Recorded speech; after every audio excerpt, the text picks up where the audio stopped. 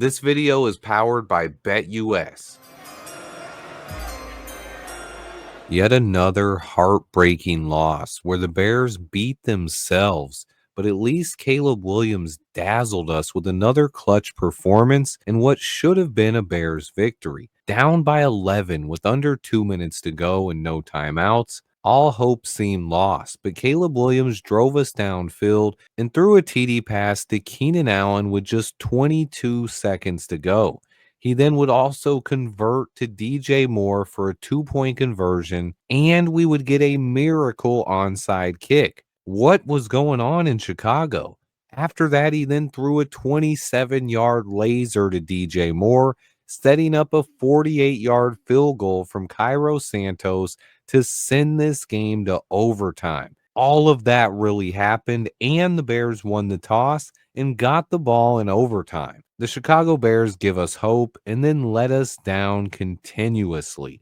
This one was heartbreaking after Caleb Williams delivered one of the most clutch performances that I've ever seen from a Bears quarterback, and it still wasn't enough. We had a miracle onside kick recovery and scored 11 points in the final 30 seconds of the game, and it still wasn't enough. Matt Eberflus and his lack of situational awareness has cost us again, and I don't care about anything else. I'm done with Eberflus today. The Vikings did not beat us in this game. The Bears beat themselves. A muffed punt, a blocked field goal. How about third down conversions allowed by the defense? A 3rd and 14 that was picked up by their backup quarterback, Nick Mullins. Another 3rd and 12 was converted. How about the 3rd and 10 in overtime that we let them convert? And then a 1st and 20 in overtime that got converted in just 2 plays. We wasted a Montez Sweat sack. We wasted holding calls against the Vikings. What about Keenan Allen's out of bounds catch early in the game?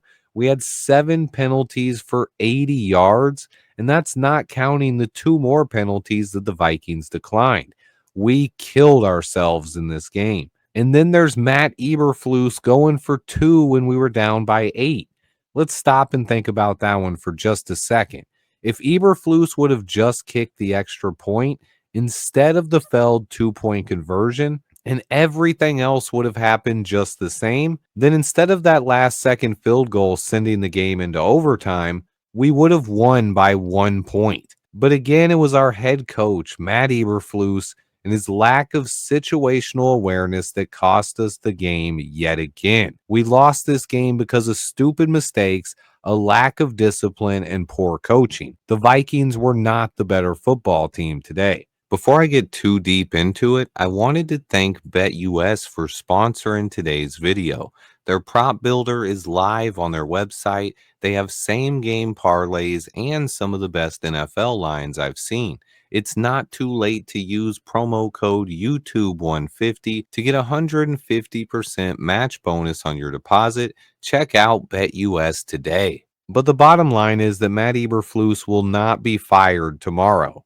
But after another heartbreaking loss, it's clear to me that Matt Eberflus is better at losing games than he is at winning them. We had every single opportunity in the world to win this game today, and somehow, some way, we found a way to choke it away. To me, that is on Matt Eberflus, and maybe Black Friday will bring an end to his run as the Bears head coach. If we get blown out on Thanksgiving against the Detroit Lions, it would not surprise me if we fired our head coach mid-season for the very first time in team history.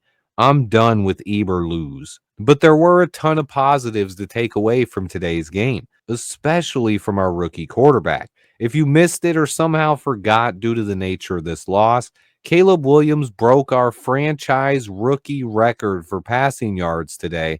And on top of that, put his stamp on this locker room and the franchise as a true franchise quarterback. Something I always hoped that Justin Fields could develop into.